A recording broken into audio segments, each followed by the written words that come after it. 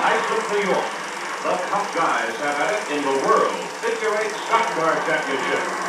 Sir, ready. Both car and driver. And they're fishing like you've never seen. For contrast, there is the grace and dignity of the U.S. Women's Olympic Gymnastic Trials from Long Beach, California, as more than 100 young ladies compete for 6 spots on the U.S. Olympic team and the trip to the Summer Olympic Games in Munich, Germany. Also, we'll have a special preview of one of golf's biggest prizes, the U.S. Open from Pebble Beach, California. All of it today on ABC, Wide World of Sports.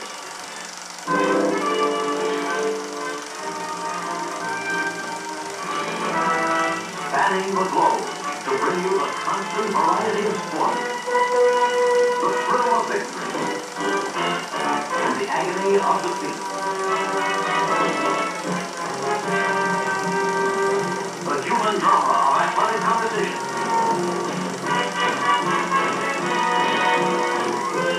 This is ABC's Wide World of Sports. Just off the starboard side of that dowager lady of the high seas, the Queen Mary, sits the beautiful community of Long Beach, California, and the edifice of glass, the Long Beach Arena. And it is here in the Long Beach Arena where the Women's Gymnastics Olympic Trials are taking place. The ultimate goal of every young lady here to make the trip to the Summer Olympic Games in Munich, Germany, next August and September. Hello, everybody. I'm Keith Jackson. I'd like to introduce you to a gentleman who will be working with us, the gymnastics coach at California State University, Los Angeles, Gordon Maddox. Gordon, let's go quickly through some of the details on how, who, where, and why some of the people are being chosen at this time for the U.S. Olympic team. In the first place, who are the ladies? Thank you, Keith. The ladies are the top 30 women gymnasts in this country, and they've all qualified to a national meet somewhere, and now have been going through the most rigorous qualification I have ever experienced. Each girl has competed in a complete gymnastics meet in each of 4 successive days, and we're seeing the last of those 4 days now. And there are 4 events involved. Right, 4 events each day. Now, only the all-around is considered, just the scores they get in the 4 Olympic events, and 10 of the 30 will move to the qualifying camp, the training camp, and the top 6 have been selected, or will be selected at the end of this session tonight. And the competitive events here, as we determine the all-around point leaders, are the balance beam, the uneven parallel bars, the free exercise, and the vault. And I understand each event now has 4 judges. That's correct. We have the top score and the bottom score will be thrown out, and the 2 middle scores average to determine the contestant score. We had, in the midst of the Olympic trials, a piece of news that shocked this community and stunned a lot of us. It involved Kathy Rigby, who became the first American woman to win a medal in international competition. 1970 Worlds. She hurt herself. And I think if you just take a look, you'll see how severely she hurt herself. For she stands beside me on crutches. And her right foot damaged a ligament in the arch, I understand, Kathy. Yes, that's right. I tore a couple ligaments and I'm not sure. It's sore on the tendon or something. I'm not sure exactly. It should be about 3 weeks before I can start jumping around on it again, but hopefully it will be ready by Munich. But watch this face light up when I say that you, Kathy Rigby, have been voted by the committee, by your gymnasts, by your contemporaries to the Olympic team. You will go to the training camp. Congratulations to you. Thank you. Let's take a look. Let's go back last night to the time in the free exercise when you damaged that right foot. As you were on your way, obviously, to leading in the points, you had the lead at that time. And recall with us as we reflect back to last night when the injury happened. Did you feel, you looked like in the 3rd day of the competition, you felt good, you felt confident, though you had a fall. Yes, in the 2nd day of compulsories, it was just a freak accident. I was doing the compulsory on the uneven bars, and right before the dismount, I caught my foot and fell, which I didn't expect at all, so it's something that happens too, I guess. Yeah. And right there is where it hurt, huh? That's right when I came down. So But you kept going. How the tears must have started to come. It must have hurt because I've suffered a similar injury. I know it hurts. Well, I think when you're so keyed up in a meet and everything, you don't actually feel it until it's all over. And I think near the end of my routine, it just gave. So that's when I was walking off, when I felt it. Do you think perhaps fatigue might have had something to do with it, Kat?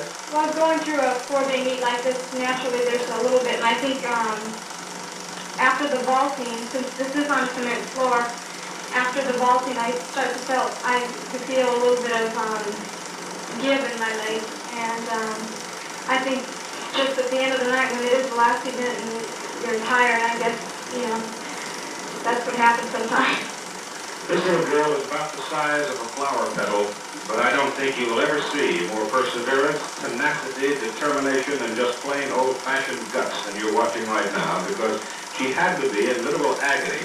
The doctor, in the early hours of the morning, put her on crutches, and it'll be how long before you're able to go back to work? Well, I'll be able to work the uneven bars in practice, but to jump around on it involves, I think, probably around 3 weeks. I hope less, but I don't want to push it because that's when the injury just keeps coming. Let's take one more look now at a moment that must have made your heart sick, Kathy.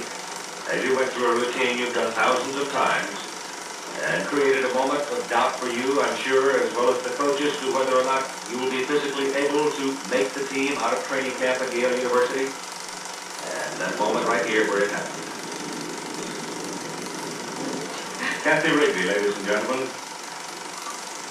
a real athlete. We're now in the final moments of warm-up for the uneven parallel bars competition. The vaulting has been completed. We'll show you some highlights from that in a little while. But right now, let's get to this complicated apparatus that we call the uneven parallel bars. Gordon Maddox, what are the statistics on it? Well, Keith, the high bar is 7.5 feet up, the low bar is 5 feet up, and these are non-adjustable characteristics. The only adjustment we can make on this apparatus is the distance between the bars, and this is done to accommodate the different lengths of girls' bodies. Where the girl 5'2" wants it a little closer than the girl 5'6". That's right. And this is certainly the most violent of all of the competitive events for the young ladies. Oh, yes, extremely exciting, too. It takes a lot from men's horizontal bars. Great thing to watch. Linda Matheny from Urbana, Illinois, is in second place. She's about to start this event. Roxanne Pierce has just moved past Linda Matheny into first place in the total point standings. Kim Chase is third, Joan Moore fourth, Nancy Thies, also from Urbana, and Debbie Hill are tied for fifth place. Linda Matheny, she's 25 years of age. She's coached by Dick Mulvihill, graduate of the University of Illinois, has her bachelor's and master's degree. She is the senior member of the competitive year, and the virtual description is to make the U.S. Olympic team. Linda Matheny. She has already competed on 2 Olympic teams. This could be her third. She's a real veteran, and it shows in the sureness of her performance.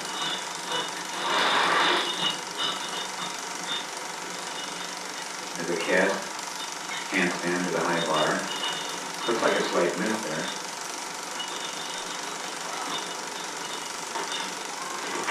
Yes, she did have a miss.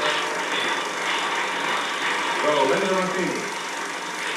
Of course, you realize as we go toward the end of the competition, the human body can only stand so much, and we're heading into the final hours of 4 days of rugged competition.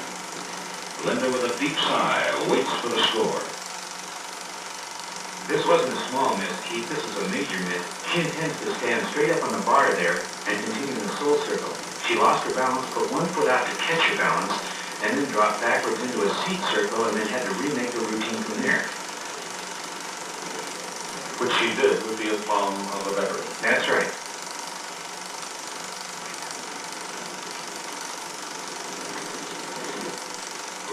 Now here is the score for Linda Matheny, 9.05. 9.05 to go with the 122.45 she had. So Linda Matheny now sets a handsome mark for Roxanne Pierce to shoot at.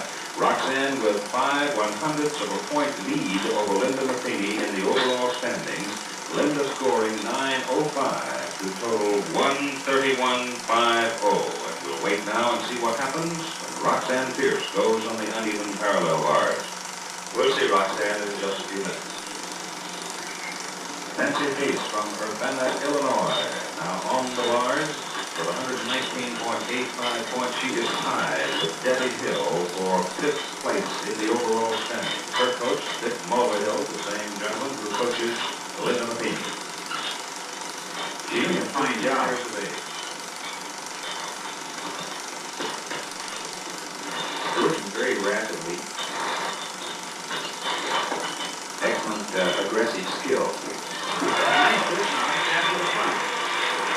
So 15-year-old Nancy Peace of Urbana, Illinois.